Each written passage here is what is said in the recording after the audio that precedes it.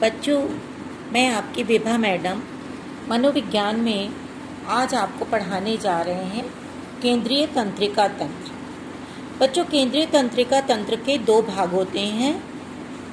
पहला है मानव मस्तिष्क और दूसरा है मेरुरज्जु यानी कि सुषुम्ना नाड़ी। मनुष्य की में आपको पता ही है कि सभी जीवों में मनुष्य सर्वाधिक बुद्धिमान इसी मस्तिष्क के कारण ही माना जाता है। मनुष्य मस्तिष्क अत्यंत विकसित 1200 से 1500 सीसी स्थान घेरने वाला अति कोमल अंग होता है। इसका भार लगभग 1300 से 1500 ग्राम होता है। यह खोपड़ी की हड्डियों में सुरक्षित रहता है। ये हड्डियां एक संदूक की तरह उस पूरे मस्तिष्क के कोमल भाग को अपने आप में सुरक्षित रखती हैं। मस्तिष्क कोष के रूप में यह सुरक्षित रहता है। मस्तिष्क के चारों ओर दो झिल्लियां होती हैं। बाहरी झिल्ली को दृढ़ तनिका और भीतरी झिल्ली को मृदु तानिका या पायामीटर कहते हैं। इनमें रुधिर कोशिकाओं का एक सघन जाल होता है। इन्हीं के द्वारा मस्तिष्क को भोजन मिलता है। दोनों झिल्लियों के बीच में एक तरल पदार्थ भरा हुआ होता है जो बाहरी झटकों से मस्तिष्क को सुरक्षित रखता है।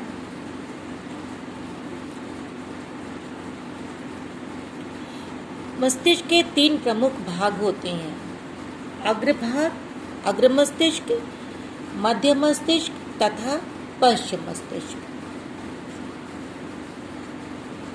अग्र मस्तिष्क बच्चों, इसके 2 भाग होते हैं, सेरिब्रम और डाइएन्सेफेलाइन। अग्र मस्तिष्क में ग्रहणपिंड, प्रमस्तिष्क तथा डाइएन्सेफेलाइन होते हैं। प्रमस्तिष्क यह मस्तिष्क का सबसे बड़ा भाग होता है। लगभग 80% हिस्सा इसी मस्तिष्क का होता है बच्चों। इसमें मस्तिष्क का 2 भाग होते हैं। इसके बीच से एक लंबी दरार जाती है और इसके एक भाग को हम बायां गोलार्ध कहते हैं, गोलार्ध, और दाहिने भाग को दायां गोलार्ध कहते हैं। इस प्रकार इसके 2 भाग होते हैं। इसके भीतर तंतुओं के एक बहुत बड़ा संयोजक तंतुओं के बने मोटा सा एक गुच्छा होता है जो भीतर से दोनों को एक दूसरे से बांधे रहता है।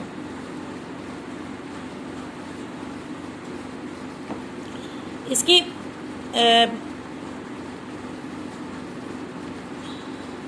संपूर्ण मस्तिष्क का लगभग 9-10 मस्तिष्क से दूसरे पदार्थ के द्वारा अंदर से श्वेत पदार्थ द्वारा निर्मित होता है।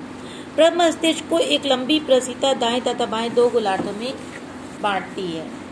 दोनों भाग नीचे की तरफ से तंत्रिका तंत्र से बंधे जुड़े होते हैं जिसे महासंयोजक कहते हैं। मस्तिष्क के इस भाग में बाहर की तरफ उभार लिए हुए धारियां होती हैं। इनके गहराइयों को फिशर कहते हैं। प्रमस्तिष्क गोलार्ध के अत्यधिक महत्वपूर्ण भाग धूसर द्रव के प्रांतस्थ में ही स्थित होते हैं। इनके बहुत से केंद्र होते हैं जो कि शरीर के विभिन्न भागों में को आज्ञा प्रदान करते हैं। ये केंद्र कई प्रकार के होते हैं, जैसे स्मृति केंद्र, सोचने विचारने के केंद्र। इनके केंद्रों का मुख्य कार्य होता है यह चेतना, बुद्धि, स्मृति एवं इच्छा शक्ति का केंद्र होता है। भावनाओं तथा वाणी पर नियंत्रण रखता है। हंसने, रोने, मलमूत्र त्यागने पर नियंत्रण करता है। सर्दी, गर्मी, स्पर्श, प्रकाश आदि के प्रति अनुक्रियाएं भी यहीं से प्रेरित करता है। यह हिसाब लगाने, सोचने, भविष्य नियोजन करने, नए खोज तथा आविष्कारों की क्षमता भी प्रदान करता है।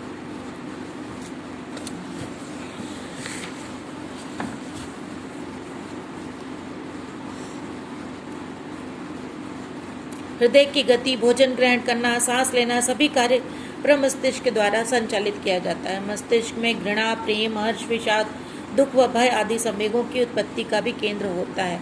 अग्र मस्तिष्क में डाइएन्सेफेलाइन भूख, प्यास, निद्रा, थकान अनुभव करता है तथा उपाचय तथा जनन क्रिया आदि का नियमन करता है। दृक्पिंड दृष्टि ज्ञान करती है। दूसरा भाग है मध्य मस्तिष्क। इसका अधिकांश भाग अनुमस्तिष्क से ढका रहता है। यह केवल दृक तथा श्रवण संवेदनाओं को प्रमस्तिष्क तक पहुंचाने का कार्य करता है। पश्चिम मस्तिष्क, इसके अंतर्गत अनुमस्तिष्क तथा मस्तिष्क पुच्छ आते हैं। इसकी आकृति एक पिच के गोले के समान होती है। इसके तल पर धारियां होती हैं। यह प्रमस्तिष्क से छोटा होता है तथा दो मस्तिष्कों में विभक्त होता है। चलना, कूदना, दौड़ना आदि गति सभी कार्य इसके द्वारा पेशियों पर किए गए प्रभावों के अनुरूप होते हैं। शरीर का संतुलन भी इसी के से बना रहता है। उदाहरणतः दौड़ते दौड़ते ऐसा भी होता है कि शरीर का एक और भाग एक और झुक जाए तो तुरंत अनुमस्तिष्क संतुलन बना लेता है और शरीर स्थान आ जाता है। अब बच्चों देख रहे हैं कि इसमें कौन सा केंद्र है। ये पेशी गति का केंद्र है, ये चलना है, ये बोलना है, ये सूंघना है, ये टेम्परल पाल है, ये श्वसन है, अनुमस्तिष्क है, संतुलन है, दृष्टि पिंड है, दृष्टि है, पैराइल है।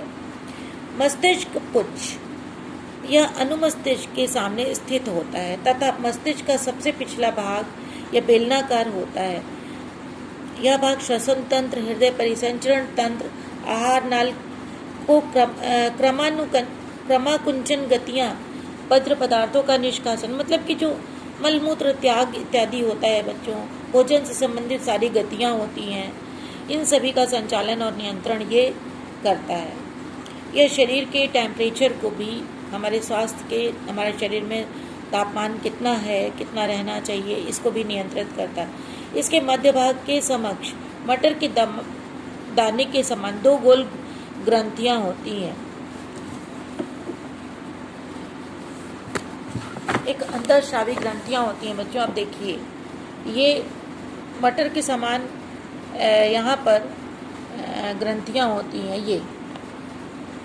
ये पीयूष ग्रंथियां कहलाती हैं, जो हमारे शरीर को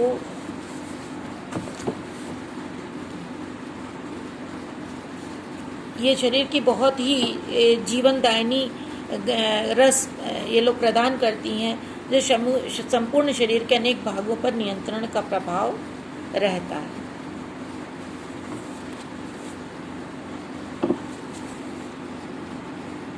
तो बच्चों, आपको मैंने आज एक प्रश्न दिया है कि मानव मस्तिष्क की संरचना तथा उसके कार्यों का विस्तार पूर्वक वर्णन कीजिए। तो इस तरह से आप इसको चित्र बना करके, दोनों भागों का चित्र बना करके, जैसा कि मैं नोट्स भेज दिया है मैंने, सॉरी बच्चों, मैंने आपको चित्र के साथ ये नोट्स भेजा भी है।